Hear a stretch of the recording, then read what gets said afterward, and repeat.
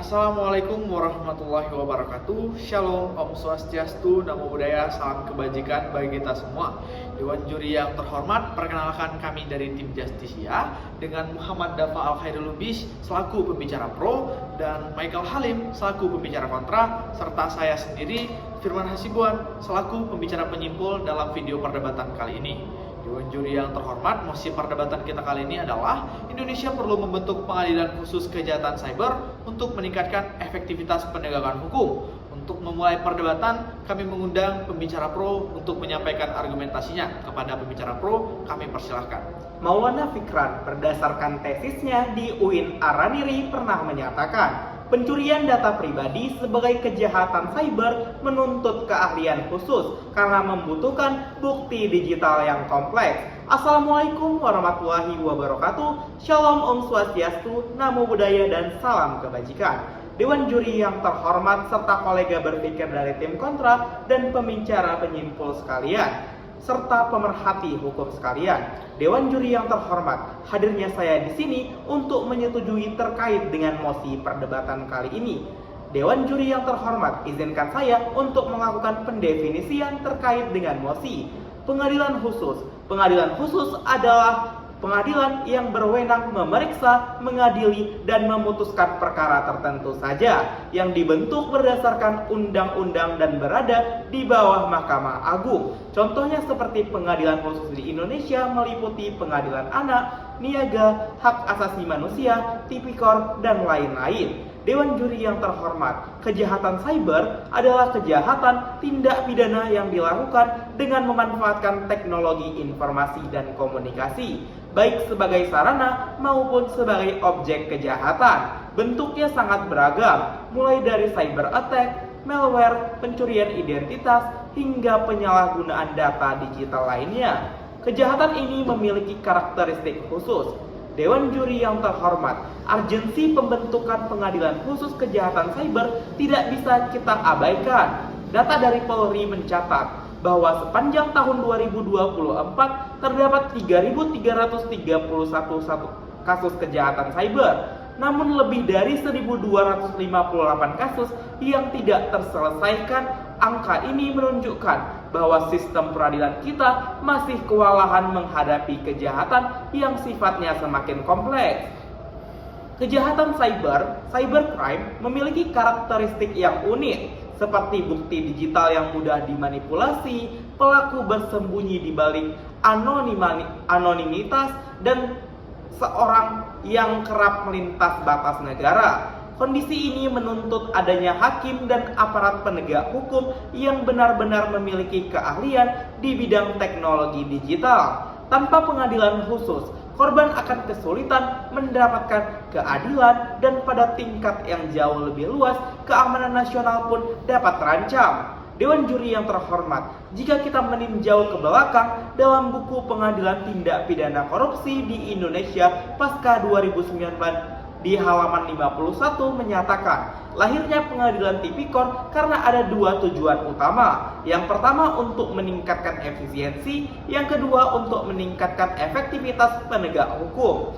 Dan di halaman 104 Mahkamah Agung menyatakan, bahkan menafsirkan pasal 10 ayat 3 Undang-Undang Pengadilan Tipikor sebagai pembebasan tugas hakim.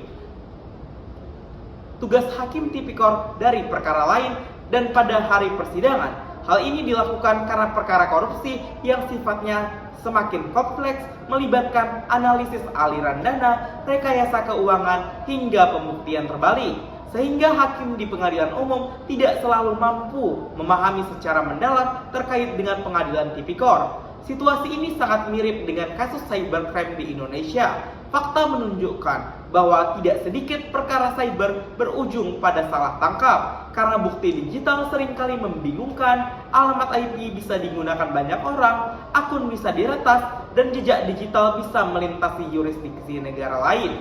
Jika dipaksakan ditangani oleh pengadilan umum, potensi kesalahan penilaian bukti akan terus berulang. Karena itu, membentuk pengadilan khusus cybercrime adalah langkah yang paling tepat. Dewan juri yang terhormat, ada 3 hal. Satu, untuk melakukan efisiensi agar proses persidangan tidak bercampur dengan perkara pidana umum. Yang kedua, untuk adanya efektivitas dengan menghadirkan hakim dan jaksa yang sifatnya ad hoc yang ahli dalam forensik digital, sehingga kesalahan penanganan dapat untuk ditekankan. Yang ketiga, untuk adanya kepastian hukum agar korban dan terdakwa sama-sama terlindungi serta masyarakat yakin bahwa keadilan ditegakkan secara profesional. Hal ini juga sejalan dengan pengalaman di Malaysia yang berdiri sejak di tahun 2012 membentuk Cybercorp. Berdasarkan data MCMC, tingkat penyelesaian perkara cybercrime meningkat hingga sekitar 85% jauh lebih efektif dibandingkan pengadilan umum yang sebelumnya hanya mampu menyelesaikan sekitar 60%. Artinya apa? Artinya dengan adanya hakim dan jaksa yang ahli di bidang forensik digital, Cybercorp terbukti mempercepat proses sekaligus meminimalkan salah tafsir bukti elektronik. Hal ini juga model yang sangat relevan untuk diterapkan di Indonesia. Dewan juri yang terhormat, untuk melanjutkan perdebatan, saya mengundang pembicara dari tim kontra untuk menyampaikan argumentasinya. Lex prospicit, non respisit. Hukum lihat ke depan, bukan ke belakang. Assalamualaikum warahmatullahi wabarakatuh. Shalom, Om Swastiastu, Namo Buddhaya, dan salam kebajikan untuk kita semua. Dewan juri yang terhormat, rekan berpikir kami dari tim pro dan pemerhati debat sekalian.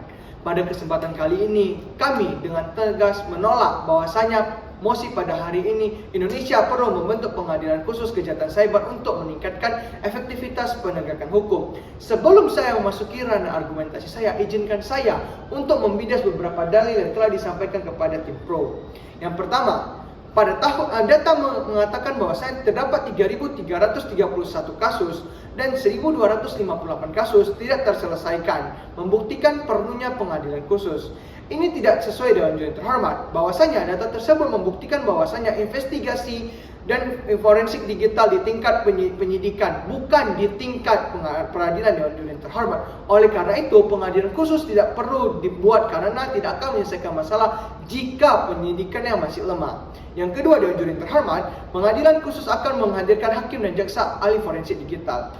Kita harus menyadari bahwasanya Dewan Juri yang terhormat, Indonesia masih memiliki kekurangan ahli forensik digital. Membentuk pengadilan khusus tanpa sumber daya manusia yang memadai hanya akan menghasilkan institusi kosong tanpa kemampuan teknis yang cukup. Oleh karena itu, Dewan Juri yang terhormat, izinkan saya memasuki argumentasi saya. Pada tahun 2023, BSSN mencatat terdapat 1,2 miliar anomali trafik. Dan pada 2024, Polri mengatakan bahwa terdapat 3.331 kasus yang masuk. Namun, disinilah letak dari kesalahan kita. Ini menunjukkan bahwasanya masalah utama terdapat pada underreporting dan lemahnya kapasitas dari deteksi tersebut, bukan dari pengadilan tersebut. Hadirin sekalian, membentuk pengadilan khusus untuk kejahatan cyber adalah seperti membangun sebuah menara yang sangat megah, namun fondasinya sangat rapuh. Teori penegakan hukum Lawrence Friedman juga mengatakan dengan jelas bahwasanya efektivitas hukum terdiri dari 3 pilar: substansi, struktur, dan kultur. Kita harus menyadari bahwasanya Dewan Juri terhormat, substansi hukum Indonesia masih sangat lemah dilihat dari UU ITE multitafsir, RUU PDP masih tertunda, kultur masyarakat Indonesia pun sangat rendah dilihat dari banyak korban tidak melapor karena ketidaktahuan bahkan ketakutan. Kemudian, untuk apa kita buru-buru membangun sebuah pengadilan khusus jika 2 pilar pendukung lainnya tidak tertopang dengan baik? Tindakan ini justru akan menghasilkan birokrasi yang sangat mahal dan tidak menyelesaikan akar masalah. Teori analisis hukum dari Richard Posner mengatakan bahwa setiap investigasi harus mempertimbangkan cost and benefit. Dana triliun rupiah yang dikeluarkan untuk membangun gedung, merekrut, bahkan melatih hakim khusus tidaklah efektif. Dewan Juri yang terhormat, kesuksesan yang dilihat dari Malaysia itu didukung karena payung hukum yang sangat kuat, infrastruktur teknologi yang sangat mumpuni, serta sumber daya manusia yang sangat unggul. Indonesia lebih mirip jika dibandingkan dengan Australia yang memilih memperkuat unit khusus cyber dalam sistem peradilan umum mereka, dan itu terbukti berhasil. Interupsi. Silakan saudaraku. Dewan Juri yang terhormat, tim kontra mendalilkan biaya pengadilan khusus terlalu mahal. Apakah mereka sudah menghitung berapa kerugian ekonomi nasional setiap tahunnya akibat kejahatan cyber yang lambat ditangani di pengadilan umum? Bukankah itu justru jauh lebih besar dibandingkan biaya yang membangun untuk pengadilan khusus tersebut? Dewan Juri yang terhormat, data tersebut menunjukkan bahwasanya 70% kejahatan lintas antar negara tersebut terjadi karena antar lintas batas negara. Pelaku tersebut bisa berada di mana saja di luar jurisdiksi Indonesia. Kemudian, hal yang perlu kita tingkatkan adalah penguatan kerjasama internasional dan percepatan proses mutual legal assistance treaty. Faktanya, kerugian ekonomi terbesar terjadi akibatnya lemahnya penegakan sistem dan proteksi, bukan lambatnya sistem peradilan. Kemudian, studi Bank juga menyebutkan bahwasanya investigasi dalam teknologi amanan cyber itu akan 3 kali lebih efektif dibandingkan kerugian ekonomi daripada membangun peradilan khusus. Kemudian penelitian di Australia menyebutkan bahwasanya temuan model Embedded Cyber Unit dalam pengadilan khusus meningkat dalam penyelesaian kasus sebesar 40% dibandingkan membentukkan pengadilan khusus. Hal ini terjadi karena pengurangan birokrasi dan tumpang tindih kewenangan. Hakim SAT dilatih secara intensif untuk menemukan bukti digital. Dewan Juri terhormat, oleh karena itu kami menawarkan solusi yang bukan hanya sekedar instan dan simbolis dengan membentuk pengadilan khusus, melainkan solusi yang komprehensif dan berkelanjutan. Oleh karena itu, percepatan RUU PDP dan revisi UIT diperlukan. Peningkatan kapasitas dan anggaran untuk BSN dan Siber Polri lebih dibutuhkan, serta pelatihan masif hakim, jaksa, dan Polri harus ditingkatkan. Oleh karena itu, Dewan Juri terhormat, kami percaya bahwa saya dengan memperkuat 3 pilar hukum dan fragmen, efektivitas penegakan hukum Indonesia akan meningkat tanpa perlu membentuk pengadilan khusus. Untuk itu, perdebatan kali ini layak untuk ditolak. Dewan Juri yang terhormat, setelah pembicara kontra menyampaikan argumentasinya, mari kita simpulkan perdebatan kita kali ini. Fiat Justitia Ruat Caelum, keadilan harus ditegakkan meskipun langit akan runtuh. Oleh karenanya, apapun jalannya, baik membentuk yang baru ataupun memperkuat mekanisme yang lama, tujuannya adalah tegaknya keadilan. Assalamualaikum warahmatullahi wabarakatuh. Shalom, Om Swastiastu, Namo Buddhaya, salam kebajikan bagi kita semua. Saya Firman Hasibuan akan menyimpulkan apa yang sudah terjadi dalam perdebatan kita kali ini. Dewan Juri yang terhormat, mosi perdebatan kita kali ini adalah Indonesia perlu membentuk pengadilan khusus kejahatan cyber untuk meningkatkan efektivitas penegakan hukum. Dan Dewan Juri yang terhormat, mari kita lihat bagaimana tim pro hadir dalam perdebatan kali ini.